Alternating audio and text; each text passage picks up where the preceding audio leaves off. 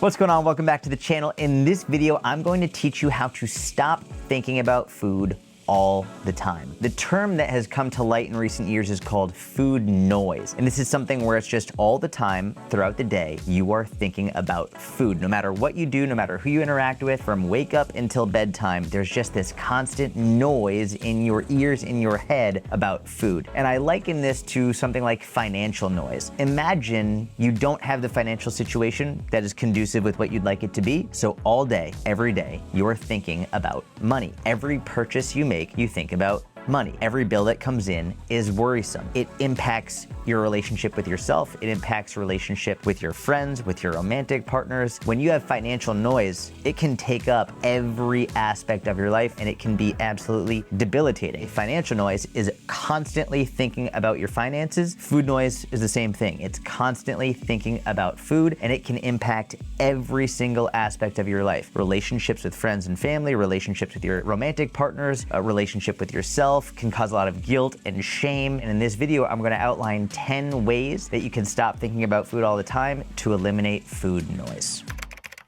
I do want to quickly answer a question I got on my Instagram. If you don't follow me, you can do that here. Someone asked me, doesn't everybody have food noise? And the truth is, yes, everyone does have food noise, but it's like a spectrum. So in the same way, financial noise is like a spectrum. You could have someone who has unlimited resources with money, and they will still think about it sometimes, but it would take a lot more for them to get worried about finances. It would take a much bigger purchase for them to be like, oh shit, should I be doing this or not? Whereas someone who does not have their finances in check, a very seemingly small amount of money being spent could take a huge toll on their mental and emotional headspace. Yes, everyone has food noise, especially when you start a dieting phase. If you're trying to lose fat, you're inherently going to be thinking about food more. But how much does it actually take up in your head, mentally, emotionally, physically? Some people, it's nonstop. On one end of the spectrum, it's all day, every day. They can't stop thinking about it. Even when they're having a conversation with someone, they're thinking about it. While they're eating a meal, they're thinking about it. When they're not eating a meal, they're thinking about it from wake up until bedtime. So yes, everyone has it, but if you're on the side of the spectrum where it's taking over your life, now you know it's a problem and we need to figure out how to fix it.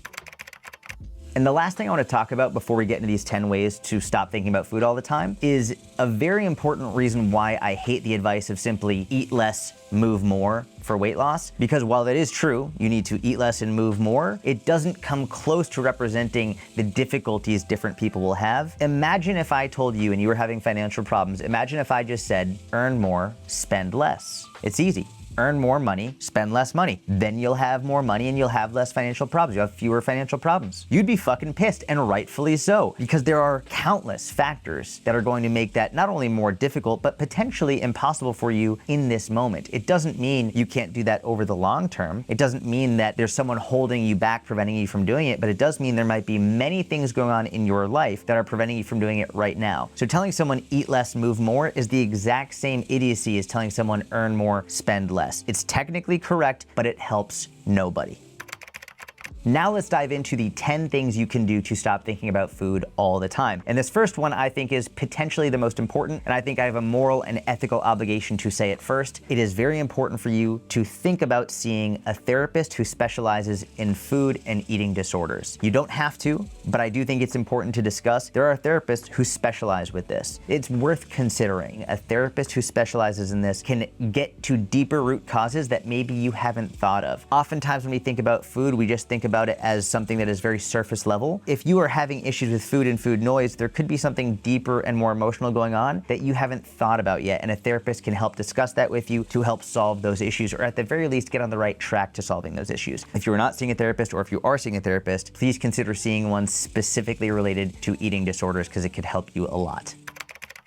Moving on to number 2, I do not want you intermittent fasting. I think intermittent fasting for people who struggle with food noise is an absolutely horrific, terrible idea. Let me tell you why. Usually what happens when someone will intermittent fast, not always, but usually, especially if you struggle with food noise, is you will not eat in the morning, potentially you won't eat in the afternoon, and you're trying to save up calories for a big meal at night. And the justification for this is severalfold. Number one is you know you're gonna eat a lot more at night, so you're sort of trying to like save calories. The other reason is you think if you don't eat during the day, then you'll think about food less, but it actually doesn't help that much. And then at night it comes around and you end up binging and eating way more than you would have if you had just eaten big meals throughout the day or normal sized meals throughout the day. Please do not intermittent fast. I'm not saying it's bad for everyone. If you don't struggle with food noise, go for it. That's totally fine. But if you're constantly thinking about food, usually intermittent fasting is going to perpetuate binge eating disorder. It's going to make matters much worse. Rather than intermittent fasting, I want you to have big meals throughout the day, starting with a big breakfast that fills you up. If when I say this, that makes you nervous, that's even more reason for you to do this. Eating breakfast should not make you nervous. People have eaten breakfast for countless years without being fat. There's a lot of research showing that people who eat breakfast tend to be healthier. Now I know there's also research showing that intermittent fasting is great for fat loss, blah, blah, blah. The reality is there's only one way to lose fat, and it's to be in a calorie deficit. That's it, regardless of whether you eat breakfast or not. And for people who struggle with food noise and thinking about food all the time, intermittent fasting is going to make it much more difficult to stay in a calorie deficit. Please eat a big breakfast, fill up on a big breakfast. I promise you, it's going to help reduce the food noise throughout the day. Moving on to point number 3, do not calorie count. Now, I have nothing wrong with calorie counting. I use calorie counting, my inner circle members use calorie counting. If you struggle with food noise on a pretty significant basis, I don't want you calorie counting, at least for the time being. It doesn't mean you can't calorie count in the future. Oftentimes, if you struggle with food noise, calorie counting is going to make the issue worse, because inherently with calorie counting, you have to think about food more. You can't just eat a meal and enjoy the meal. You have to count how many calories are in the meal. Oftentimes you're weighing and measuring the meal. Then as you're eating, you're thinking, oh my God, I'm getting fewer and fewer and fewer calories, and you're counting down the calories you have left that you are allowed to eat during the day. It doesn't hurt everybody, but if you have food noise and you're struggling with binge eating or struggling with disordered eating, calorie counting is usually not a good idea for you at this point in time. What you can do instead is try my 3 plates and 2 snack method. It's very simple. You have 3 plates and 2 snacks every day. Every meal fits on 1 plate, every snack fits in your hand. That's it. Simple as that. I'd like there to be protein on every plate. I'd like there to be fruits and vegetables on every plate. And I'd like there to be a high quality fat and some carbs on every plate. People are always like, what size plate? Don't overcomplicate it. It shouldn't be the size of a lunch tray, and it shouldn't be the size of a thimble. A normal plate. As for the snacks, generally speaking, I'd like it to be a fruit or a protein. Could be an apple, could be an orange, could be a bunch of watermelon, could be kiwis, blueberries, raspberries. I don't give a fuck. It could be protein. It could be Greek yogurt, could be cottage cheese. It could even be, gasp, both fruit and protein. And if it's a little bit bigger than your hand, who cares? No one got fat from having Greek yogurt and fruit, okay? Please, for the love of God. 3 plates, 2 snacks.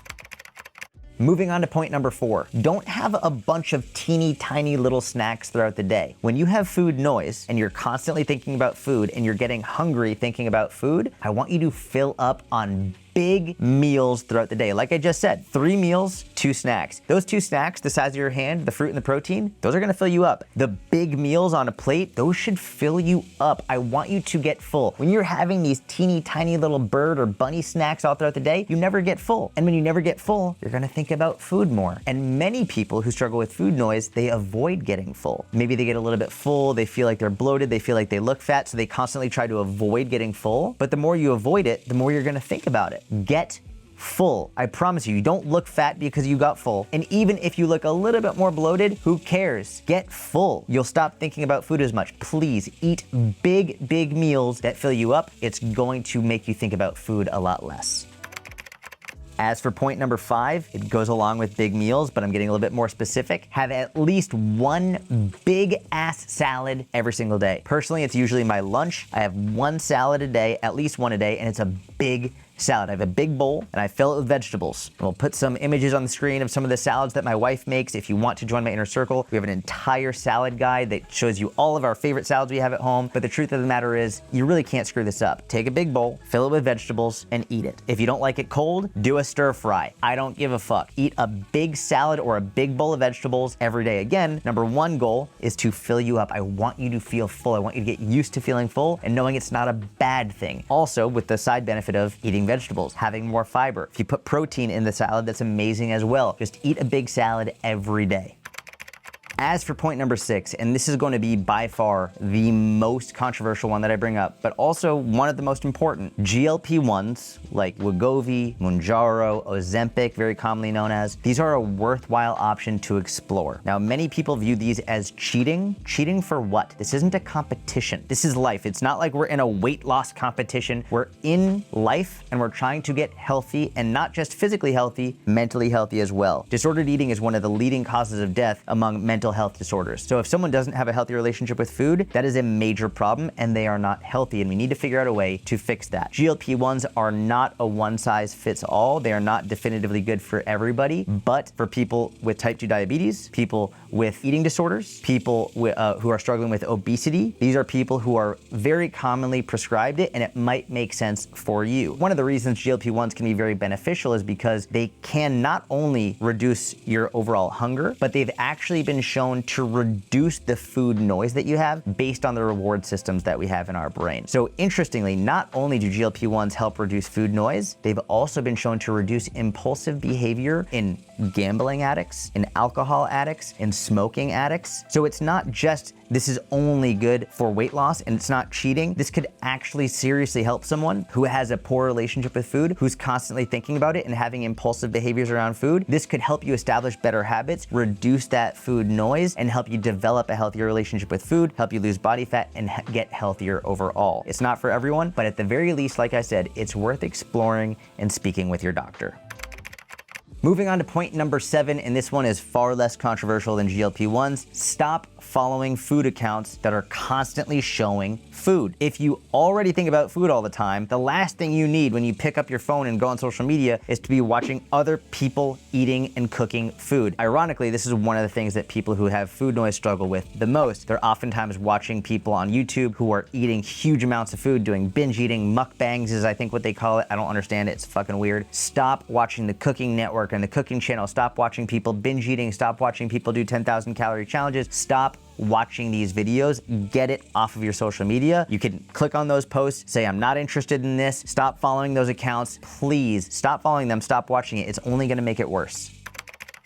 Moving on to number 8, stop going for the lowest calorie diet options of every food imaginable. Oftentimes people will think, oh, if I go for the lowest calorie, the lowest fat, the lowest calorie, lowest sugar option, it's gonna be better for them. And there are benefits to those types of foods. I have them on a regular basis. But when you will only go for the lowest calorie option of a regular food, it's going to actually make you hungrier. And it's a very weird phenomenon I've found with a lot of people who struggle with food noise, is when they go for the lower calorie options, they struggle to actually get full. Whether it's physiological, whether it's psychological, I can't say for sure, but I do know that when you're always choosing the lowest, like the lowest fat, lowest calorie cream cheese option, the lowest calorie, the lowest fat yogurt option, these are things that are actually gonna make you feel like you're not eating as much, which technically you're not eating as much. You're often not getting as much fat. You're not getting as many calories, which is not gonna fill you up. It's also gonna make you feel a lot more restricted. And oftentimes you're gonna be in your head being like, I wish I could just have the regular one. I wish I could just have the regular yogurt. I wish I could just have the regular option. Whereas if you just had that regular option, it would satisfy the craving. You'd actually get more full and you could move on with your day without feeling like you're restricted. When you're not allowed to have something, you think about that more and more and more and more. When you're told you can't have something or you think you can't have something, that takes up so many of your thoughts throughout the day. But if you just have it, it's much more likely you've satisfied that craving and then you can move on. So I'm not saying these low calorie, low sugar options are bad. You're welcome to have them, but have them in moderation and know that you can also have the full calorie, the full fat, the full sugar options, and it might be better for you in certain scenarios. All right, we've got 2 more. Point number 9, replace your habit of thinking about food with another habit. Now, this is way easier said than done, but everything is easier said than done. What I want you to do is get in the habit of noticing, number 1, when you're thinking about food. And when you notice yourself thinking about food, replace it with another habit. So for example, if you start noticing yourself thinking about food, get up, go on a quick walk. It could literally be a 60-second walk. I don't care. It could be a 30-second walk. Get up from your desk, go. Go out of your house, move. Could literally be 30 to 60 seconds. It helps delay that impulse. If you start thinking about food and then you go get the food, you have a very quick time between the thought and then acting on the impulse. If you can take 30 to 60 seconds at minimum and just go on a walk, number 1, you're changing that immediate habit. Number 2 is you're putting more time between the thought and the impulse, which will make it less likely that you actually give into it, which is super important. You could also do something else. You could call a friend. You're having food noise, call a friend. Hey, what's going on? Just let you know I'm having food noise. If there's something that I struggle with, my buddy Mike, I'll give him a call. Hey man, I'm struggling with that thing we spoke about. I just wanted to give you a call. He can't pick up all the time. I'll leave a message. Now I have accountability. Then he'll get the message and he'll be like, hey, how'd you do? And I can be like, oh, I did really well. Thank you so much. Or I can be like, you know what? I gave in this time. He's like, cool, no worries. Let's get back on track. Having someone to call is another great habit that you can replace that with. You could also do something like playing a game on your phone. Play a game of chess, play a game of checkers. There are apps that you can download for like quick little tidbits to learn about history, an art application. Do something on your phone very quickly instead of thinking about food. And again, this is easier said than done, but as soon as you notice yourself having that thought, switch to the habit that you choose and do that instead. Now, before we move on to point number 10, the last point of this video, if you struggle with your relationship with food and or you struggle with losing fat or you struggle with your fitness, getting stronger, getting more mobile, please get on my email list. The link is in the description of this video. I will regularly send you science-based emails with information, podcasts, YouTube videos, written-based emails explaining how to improve your relationship with food, how to lose fat sustainably, how to get stronger, how to improve your mobility, and all of this is for free on my email list. The link to join that is in the description.